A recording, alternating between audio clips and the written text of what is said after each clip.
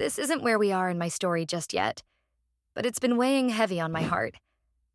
I need to speak it now, because someone out there might need to hear it today. I'll come back to this chapter later in more detail, but for now, here's a part of my truth I've carried in silence. My dad died when I was 9. I never got a stepdad. Never had that protector. Never saw what real love for a woman looked like. So I learned early how to survive alone. I grew up. I became a mom. 4 beautiful babies. And then, my 4th was taken from me.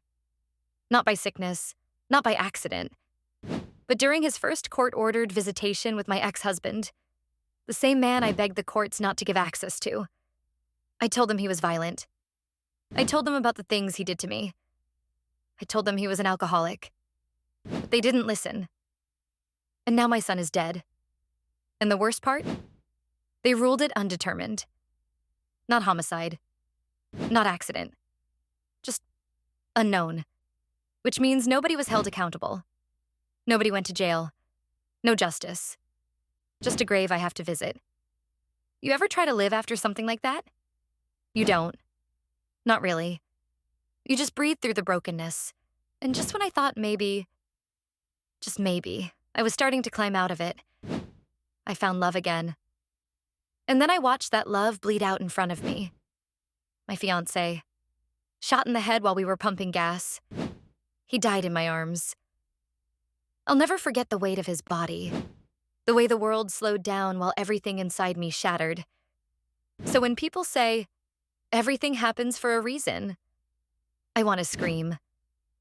What's the reason for a mother burying her child without justice? What's the reason for watching the man you love take his last breath in your hands? I don't think there is one. But I do know this. I didn't survive all this for silence. My story may be soaked in loss, but it's also soaked in fight. I speak for my son. I speak for my fiancé. I speak for myself. And maybe someone out there who's drowning in grief will hear this and know, you're not alone. If I can live through this, you can too. And that's why I keep telling it. That's how I turn pain into purpose.